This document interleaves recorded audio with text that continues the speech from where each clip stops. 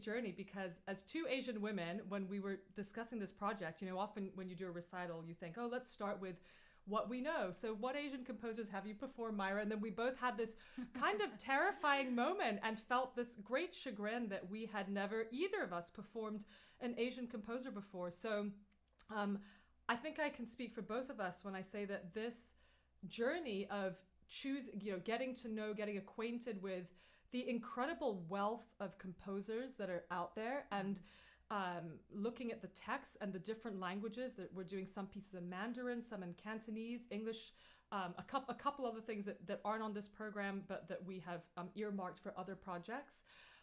It's just been a really rewarding and gratifying process.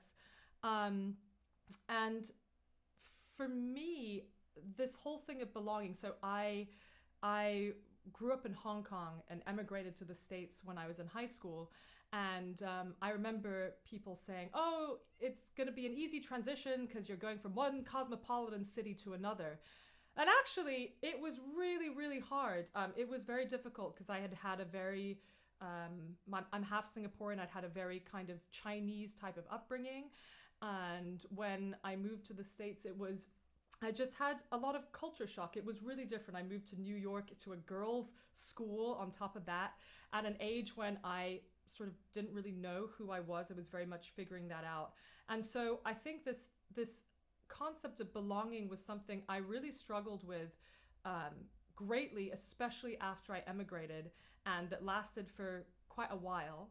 And so Myra, what's your connection to the theme of belonging? And yeah, for me, I'm Korean American, and I was born in America in LA, and grew up on the West Coast in Oregon until I was about 11 or 12. But especially back then in the 70s and 80s, there weren't that many Asians in Portland, Oregon, where I grew up. And, got called lots of names. And there were lots of dances done around me, questions asked. And as a child, I didn't feel the sting in a very direct and obvious way, but I clearly felt it was a deeper sense that I didn't belong. Aside from the obvious, physicality. And I don't know, you look back and you wonder, did I not feel that I belonged because of my looks, or was it because I was practicing all day, and I didn't get to hang out with my friends? Is it just because of my personality? Who knows, exactly what it is. But a combination of things. It could be a combination of all those things. But I definitely think that kind of experience feeds your artistry as an adult. I think that as an artist, we're very in tune with our processes and our emotional realities. And so it was really fascinating coming into this repertoire because, without thinking too deeply about it, I thought, oh, great, we're doing a program of Asian music. And then, I got all the music and started looking at this, and I was like, I don't connect to this at all. Yeah. At first, because the sound world was so different, and I have been trained in the Western world with Western classical music, and so it felt foreign in that sense. However, once we started to really, I would text Fleur and be like, "Hey, Fleur, I don't get this song,"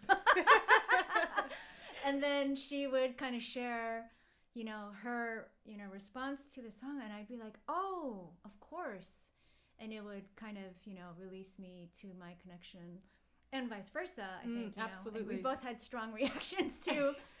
There were some pieces that we each right. automatically connected with, or maybe Right. not, and it was Right. complementary. So that was good teamwork on our part. Absolutely. And I love what you just shared, because I think for both of us, when we were discussing, we would have these kind of roundtable Zooms, as is the trend of 2020, for the planning of this project with Michael and Sam.